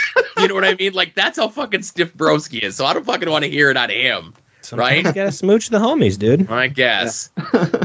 Just let it happen naturally. Don't grab him and pull him in. That's kind of, I don't want to. He's aggressive, man. Yeah, he's very poor Chelsea, I'll say. The Spearmint Prince, that's what I call him. Oh my God. Why, is that what he smells like? Yeah, he peek behind the curtain, they all do like their water bottles and yada yada. Broski puts like spearmint whatever in his because it like doesn't dry as fast, and it also, I appreciate it. I think it smells great back there because sometimes it stinks back there with everyone eating their creatine and farting and all kinds of shit back there. Broski smells great. It's awesome. That's the inside knowledge that I never thought we would have on this podcast. You know, that's great. That's what you get. I've been tossing it around. I might do it for the 24th. I've been thinking about doing like a vlog and doing like what it's like for me back there in the back, but I don't really think too many people would care. But whatever. I used to do a podcast for like 10 people. Might as well do that, right? I'd watch the shit out of that. Yeah, hell yeah. A vlog. Make sure you get Broski on it. Two things about the show on the 24th that I want to mention. Waltman being there doing the meet and greet, right? Can't wait. Okay. Waltman's the best. Waltman's the coolest motherfucker in the world. I'm going on record and saying I guarantee you Waltman's cutting a promo on the show. Guarantee. And I mentioned this to Thorne when Waltman first got announced, and he's like, "No, Sean just said he's going to do this, this, and this." And listen, I love Sean to death. I think Sean is one of the best guys that I've ever met. Like I said, Double J I missed out on, but going to shows, I've only gotten my picture taken with two wrestlers, Terry Funk and Sean Waltman. Of all the shows that I've been on, and all the names that have come across, AIW. Oh, you know what? I apologize. I have to throw a third one in. Because again, at the time I didn't think of him that way, but now it's a different story. Waltman, Terry Funk, and Bryan Danielson. Those are the three pictures that I've gotten with people on shows, doing stuff for independent wrestling for 18 years, right? Waltman, I love him to death. He's a glory hound. If you give him the opportunity to go out there and cut a promo, he absolutely will cut a promo. Not saying that that's a bad thing, but again, it'll be a bigger thing if, maybe if you can convince Sean to do it, that it's not for the Fight TV thing or whatever it is, it'll absolutely happen. And the last set of shows, the one that you guys did at the bowling alley with Sandman, right? Yeah. Okay. So you guys did like a thing where you filmed a bunch of promos backstage. Who filmed those promos backstage? Were you involved with that or no? No, it's a couple different people that hold the camera or do whatever. There's a few people that have been involved, but we just really, with the new production stuff and filming everything ourselves, it's kind of an all hands on deck. Everyone, all the students, a lot of this, it's just everyone's got to be available, and everyone's been doing a great job. We're trying to really step it up. So I'll mention this to you because I mentioned this to Thorne, and I didn't want to bother Dom with it when I got a chance to see it. He's had a rough enough week the way it is. Not everyone needs to say fuck 15 times in their promo. Because if everyone says fuck 15 times in their promo, then did really anyone say fuck? Kind of takes some of the teeth out of saying it. It's just like everyone's like, fucking this, fucking that, fuck. And I'm like, guys, come on. We can cut a wrestling promo without saying fuck. All right. Hey, sometimes when you're in a bowling alley, you channel the Lebowski, the dude, and the dude likes to say fuck. So I guess. All right. Gotta take up for my guys. I'm a company guy, dude. Yeah, they should probably purge those fucks. And oh, yeah. Hey, do you have any purchases this week, Pat? Anything that you deleted off your phone or that you sold? Yeah, the only one I deleted off my phone. I sold a bunch of cards. I do a lot of that, but I deleted a photo. I didn't delete it, but so one photo I sent to the group chat was Mr. Brickster screen grabbing TSJ talking about a picture he found a Mr. Brickster t-shirt at the thrift store. Yeah. And posted early contender for find of the day. Mr. Brickster whatever, he put it on Instagram, and it's a $4.79 in this economy with some laugh emojis. I sent that to the group chat. Like, look at Brian, he's talking about I just thought that was funny. I did not delete any JPEGs or screenshots. I sold a card on eBay. I sold one of those Too Sweet antique Broski cards. I sold the one that had the swatch of the GCW Hammerstein gear that was signed. Sure. But I bought that because I was like, oh, I want this when it came out. And now, like, months later, I'm like, I don't need this, so I sold it. Getting rid of Broski stuff, huh? I mean, yeah. Definitely not unsubscribing to any Patreons or anything like that, but listen, I got to shoot again on somebody here real quick because I felt bad for you. This man calls 2 weeks ago or whatever last week and makes fun of you because Broski makes fun. This man got slapped in the face by John Thorne and kept going to AIW shows. So let's not talk about who's mean to who and then continues to patron their whatever their yada yada, Mr. Ed. Well, I will say this. I thought this was the reason you were coming on the show to defend Broski. Two, I don't know. Ed hasn't gone to that many AIW shows lately. He seems to be going to unsanctioned pro shows more often than not. Thirdly, Adam, you're just quitting dull chat groups all over the place, aren't you? I'm a little bit of a phase. It is the year of financial responsibility, so I figure it's best. It's best that I distance myself from temptation. Any sort of Facebook groups or DM groups or anything like that? I get you. Yeah, those types of things. But what are you purging, Joe? So the only thing I purged was, again, we've mentioned Ed about 1 million times on the show. Yeah. But he had tweeted out a picture. It was like an 8-bit picture of Pikachu cocking a gun, and it said, we can't expect God to do all the work. And I saw that and I had to send that to my kid. I thought that was really funny. And then the other one was, we mentioned it before about the QT Marshall thing, So I just tweeted out, I'm like, oh, we're doing a fucking TMZ parody in 2023. And then right underneath it, those WrestleJoy jerk-offs that Andy Nemeth or whatever the fuck it was.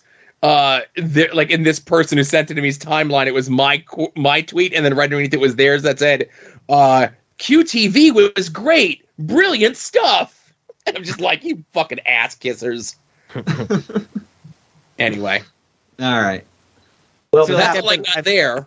Sorry, I feel like I've been mean to Ed this whole podcast. I'm sorry, Ed. I love you, buddy. No, you don't need to apologize to anyone.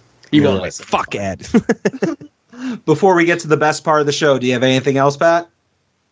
No, that's all I got. All right, buckle up, buddy. Thanks for having me on, guys.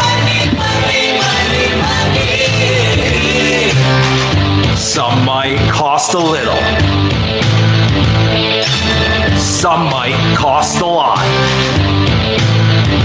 But I'm the $100 Vansky. And your figures will be bought. Such a good laugh. You did that so good. Every time I hear it, I'm like, you did that so good. That is also a DeWicki special. Obviously, it's my impersonation of Broski impersonating DiBiase, but you're the talent in that one, bud. Thank you. I don't know why DeWicki took so long to get that thing done. I mean, the music was made, my voice was made. He just had to put them together. It was a great job editing by him, but you're the talent in that one. Thanks, I appreciate it. Of course. Mr. Two Legs, did you purchase anything this week? Yeah, it was funny actually because I made a joke about it. I got an Amazon box, and my wife was like, "Oh, what's in the box? Something fun?" And I said, "No, this package is actually a package of packages because I ordered bubble mailers to ship out cards." And so I was like, "Yeah, very unexciting." It's a business expense. It's the cost of doing business. It's normal. It's fine. Yep. Joe, what about you? I was going to say, I remember about a year ago, like that stuff, like top loaders and bubble mailers and stuff were like in short supply. Bubble mailers are fucking, you can get thousands of those things then. Well, like I said, I remember. I get hot pink. Yeah, well, there you go. I bought nothing. It was a lean week for me. No shirts. Saw a couple things that, I scratched the itch for. I didn't need to buy. It didn't bother me. I was able to move on, Okay. Fiscal responsibility, respect. Okay. So I made a very fiscally irresponsible purchase, and it's not because it was very, very far from expensive, but it was just something I'm like, why am I buying this? It's really just me throwing $10, not in the garbage, but I'm like $10 that I could definitely spend on something more practical. But I bought from a recent Pro Wrestling Tees crate, I bought the Orange Cassidy Super Kick socks. Oh. Because I'm like, you're gonna put wear Orange those? Cassidy on socks? I'm gonna buy them. No, I keep all my socks mint in bag. That goes in the detolf, or that go in like a box? No, this will just get thrown in the box with my Mark Sterling sex socks that came out a couple years ago. Excuse me? Joe, you want to explain that bit? I know this has been quite a lengthy show, and I hate to get into another diatribe of something, but you just said to me, sex socks. Yes, I need a little story Mark here. Sterling sex socks. So Smart Mark Sterling of the Broski Show? Sure, of course. Many years ago, this is very early in the pod, I think he had mentioned in passing, or they made a joke that Mark's the kind of guy that leaves his socks on when he has sex with his wife. And then that became a bit that he has special socks that he puts on. Oh, that's psychopathic behavior. Right. He doesn't, but Mark's a good guy and kind of rolls with it. And, of course, anytime something gets mentioned more than twice in the Broski Show, it's like, oh, we're going to market those. And did they really sell Smart Mark socks? They didn't sell them. There was the Major Pod Mystery Crate that came out last year, and that was one of the items in there. Gotcha. Incredible. So I still have those sealed, and Orange Cassidy has been joined with them. And I don't know if there's any other AEW talent that I'd want to have socks of. Maybe a Tay sock, but that would end up standing on its own after a while. Jesus Christ Almighty, the grease. Pat, do you have anything else? No, I just want to say that that's the type of level of carny that I wish PVD would have gotten to, selling sex socks. That would have been awesome. Just getting fucking money, just hand over fist for just the dumbest shit. That would have been so awesome. Yeah. One other purchase I do have is, and this is what my lesson that, like, don't ever buy AEW chase figures like when they first come out for like hundreds of dollars, because you're always going to shoot yourself in the foot. And I've learned the lesson. I overpaid for my first Brody Lee chase, but I just bought, and I probably shouldn't have, but I bought it because it was cheap on eBay for $40. I got the CM Punk chase. Okay. Is that the one of 5,000 or? I think it's a one of 5,000. Yeah. Okay. And there's a lot of them popping up in stores, but I've never ever found a chase, and I never will, just based on the fact of how much safaring I do. You would think that it would have happened by now, so it's just never going to happen. So if I can buy a chase that I want for $40, like I'm all over it. It's twice retail. Who cares? I spend more than that in gas money. Phil from Chicago, real piece of shit. I agree, 100%.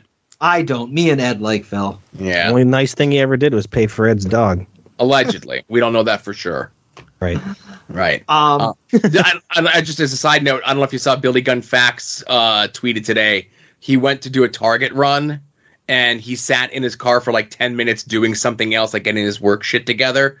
And in that 10-minute time frame, as he was getting out of his car and going into Target, he saw a kid coming out of the Target with the Britt Baker 1 in 5,000 chase. Jesus. And he was like, if I didn't sit in my car for 10 minutes in the parking lot, he goes, I would have had it. What is the kid walking out of the store parading it over his head? Look what I got! Everyone in the parking lot. How do you know that? I don't know. I'm just telling you what he said. That's insane. I can believe it, and stupid kid's probably going to open it and ruin the value. I love Billy Gunn Facts. He's an incredible human being, but He's that's something else. Yeah, a crazy story. Yeah, he's a bit of a storyteller. But that's it for me for purchases. So I did not make really hardly any purchases this week. I just want to real quick, Joe, did you see the Walmart's like collector's con stuff that went up for pre-order today? The WWE stuff? They had a bunch, but mostly the WWE stuff. Yeah, I was talking with some folks. Nothing really like struck my fancy with it.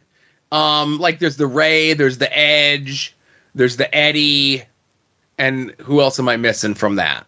So their Walmart exclusive Ruthless Aggression Ultimates of Eddie Guerrero, like the WrestleMania 20 era. Yeah. And the Rey Mysterio. It doesn't show it in the initial renders, but it has like the giant like Mexican warrior headdress. Right. So that's kind of cool. So those are the only two ultimates that were shown. I could swear there was an Edge. The Edge one isn't an ultimate? It's part of the Ruthless Aggression Elite line. Okay. And they showed that coming soon is going to be Walmart exclusive ultimates of RVD and another Brock Lesnar, like a young Brock Lesnar. Okay.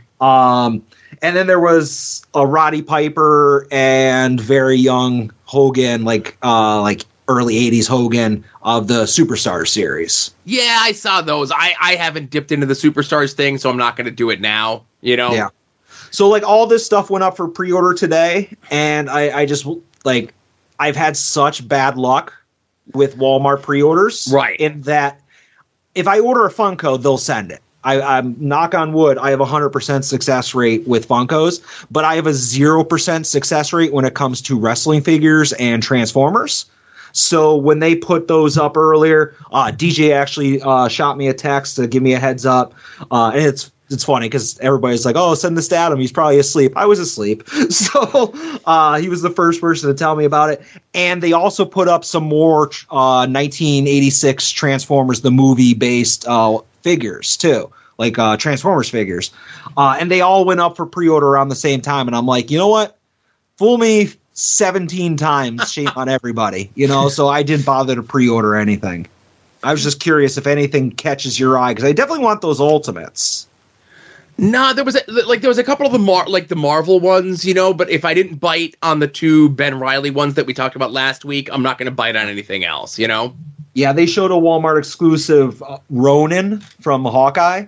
And I was like, oh, that's cool. But then it's in a cardboard box, and I'm not buying any Legends in cardboard boxes anymore. Yeah, that's my big thing is like, because I saw the Transformers ones and they were all in cardboard boxes. And I'm like, I know that's similar to how they originally were, but that's not the right things. That doesn't feel right. Yeah. So I'll definitely get those Ultimates when I see them, but I'm not pre-ordering them. Mm-hmm. That's a sucker's game for Walmart now. It's just, you're not going to get them, But that's it for me. Like I said, I just bought the Phil from Chicago Chase and the Orange Cassidy not sex socks. Yeah. And that's all I got. And sex socks if you try hard enough, Adam. And again, Pat, thank you very much for joining us. Thanks for having me, guys. I appreciate it. You let me come on here and right all those wrongs. I appreciate that.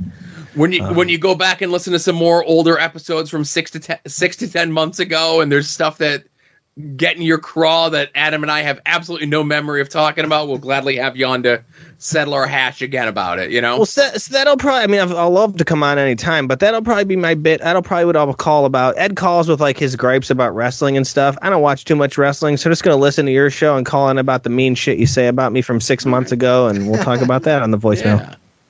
Yeah. Make sure you give us an episode number so we can go back and pull the clip and listen to see how bad it actually was, Sure, of course. All right. So for Pat and Adam, this is Joe saying thanks everyone for listening. Be safe out there and enjoy some wrestling.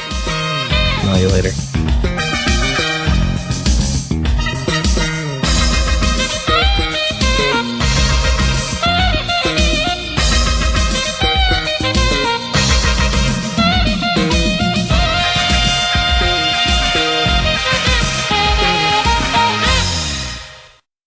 You're listening to the soon-to-be-named network, the Lamborghini of podcast networks.